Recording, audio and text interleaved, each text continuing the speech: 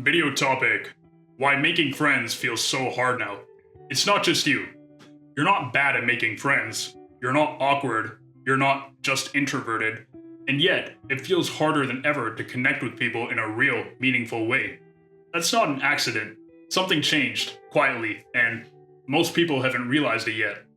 Once, our survival depended on closely knit tribes, yet, in the modern era, if you live in a busy city, you could walk by 100 people on a daily basis without even glancing in their direction.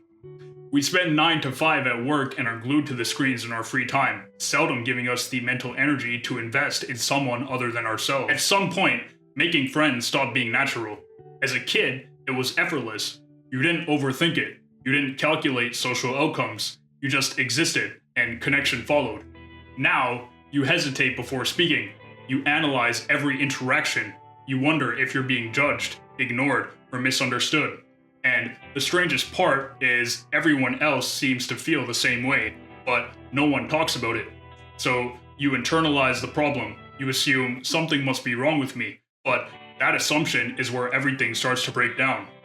Here's something that may ironically give you peace of mind. Not everyone has good intentions, and this is something you are now cautious of, but you didn't even really think about it in childhood. This obviously changes the way you interact with humans in adulthood. You've been told that social struggle is a personal failure, that if you just improve your confidence, fix your mindset, become more outgoing, everything will fall into place. But that's an incomplete explanation because it ignores something critical. The environment you're trying to build friendships in has fundamentally changed, and when the environment changes, behavior changes with it. We are living in an era of hyperconnection and social fragmentation at the same time. You have access to thousands of people, but almost no meaningful proximity. We are statistically the loneliest generation, even though we have more ways to connect than ever before in history. You can message anyone, but rarely know anyone, and that contradiction creates friction. Man is by nature a social animal, Aristotle. What happens when the environment no longer supports natural social behavior? You don't stop being social, you just start struggling. Here's the thing. Modern technology and social media were supposed to make friendships easier, and in some ways, they do. They let you stay in touch, coordinate plans, or keep long-distance friendships alive. There's a catch, and it's a big one, because while we're connected online, a lot of people end up feeling lonelier than ever. Studies show about 1 in 3 adults report feeling lonely, and heavy scrolling or passive use of social media actually makes it worse over time. Why? Most of us aren't really using it to connect. Less than half of users regularly reach out to close friends online, and only a small fraction actually talks to people they know in real life. So what happens is this. We get more interactions, but the quality drops. Instead of deep, meaningful connections, we often get shallow, comparison-driven scrolling that leaves us feeling empty. Not only this, but a lot of what gets promoted and shared online is content along the lines of, I grind alone and make others jealous, which is quite damaging to the mass psyche of society at large. A great example is, in the digital age, you meet someone and one of you says, hey, you're cool bro, what's your Instagram? So today's version of a relationship is a follow on a social media account, meaning instead of hanging out, we like each other's posts to let us know that we're still cool with each other. And this ties into something I'll talk about a little more later in this video about how social interaction is now performative because you're now curating a digital version of yourself for the approval and validation of people you'll likely never see again, unless maybe, and it's a big maybe, that you guys see each other at a social event sometime. The truth is, social media doesn't automatically make you more connected. It amplifies the kind of connection you're already getting. When you use it to strengthen real-world friendships, it helps, but when it replaces them, it hurts.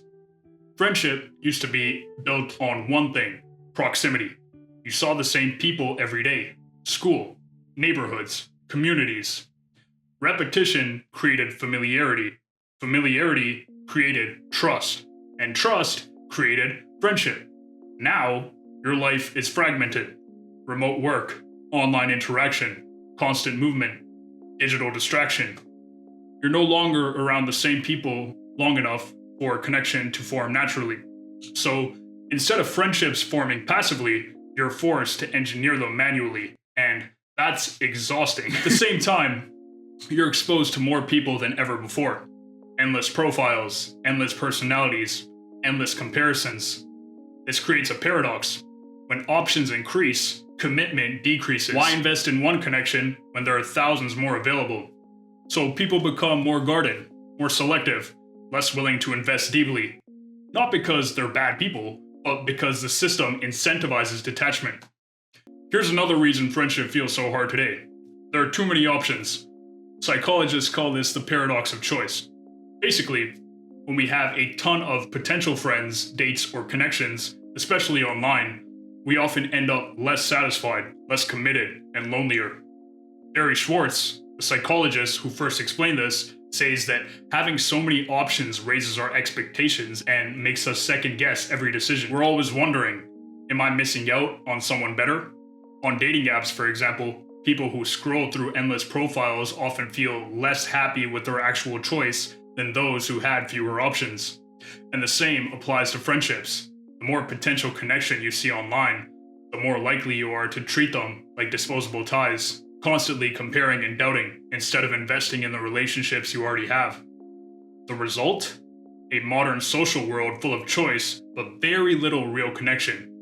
You're not failing at making friends, you're trying to navigate a system that keeps you searching instead of building.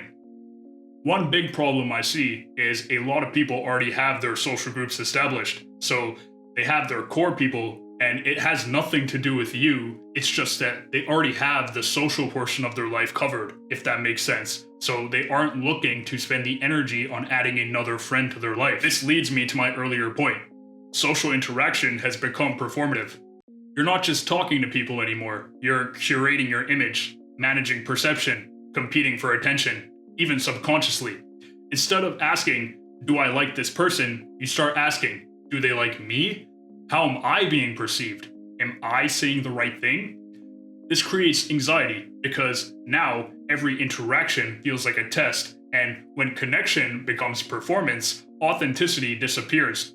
Psychological research has shown that people who struggle with friendships usually have a low tolerance for being fake and crave deep connection rather than shallow small talk. The realest people don't have a lot of friends. Tupac Shakur. This leads to a cycle. You struggle to connect. You overanalyze interactions. You withdraw slightly. Others do the same. And now, both sides are waiting for the other to act, so nothing happens. And the silence reinforces the belief, I'm the problem. But in reality, you're responding normally to an abnormal environment. I'll put it like this. If you were the last person alive, would you rather get a free Gucci bag to post online or explore the planet? You can argue both are inherently empty without others to experience it with, but at least there is a sense of adventure from exploration. But since there will always be other people in this world, a large portion of us would just take the Gucci bag because we're so out of our minds with desperation. We think this designer item will make people like us more. And don't misinterpret me. Money is very important, but the depth of your soul is infinitely more. Here's the truth most people won't tell you. You don't lack social ability. You lack a system that supports connection. And without that system, even socially skilled people struggle.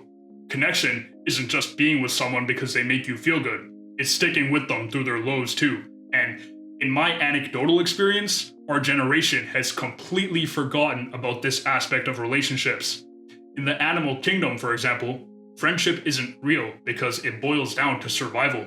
There are exceptions, of course, but if you slow the pack down, you're getting left behind. In the human world, where survival is largely taken care of, friendship becomes a real concept when your peers help you get back up because you've fallen down.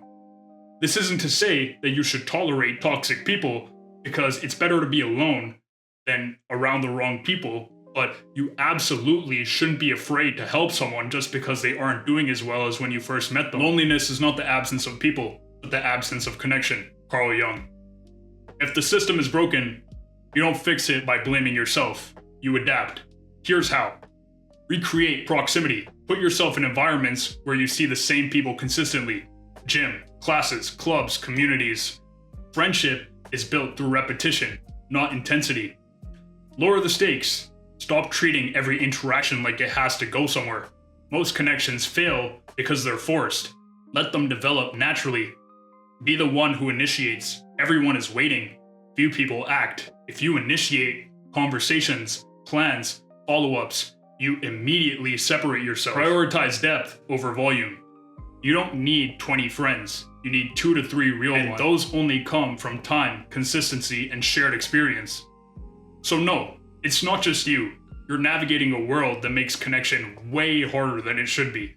But once you understand that, you'll stop blaming yourself and you'll start moving differently. The last thing I want to point out is that it's easy to not go to that event or just stay home on the weekends because you don't feel like going out, but socializing is like any other skill. You hate it at first because you suck at it.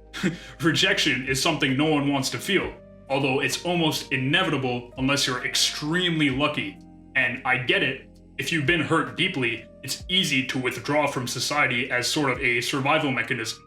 But when you start to get good at meeting others, this is where the magic happens. You'll start enjoying calling up that friend that you met randomly at a party that one weekend for a quick chat. Force yourself to try and interact with people. Otherwise, don't complain that your social needs aren't being catered to. So yeah, community is unequivocally dead, but it's up to us to revive it. Forget the nightclub and join a book club. Like and subscribe. It takes you 2 seconds, but it helps me out more than you can imagine. Love you guys.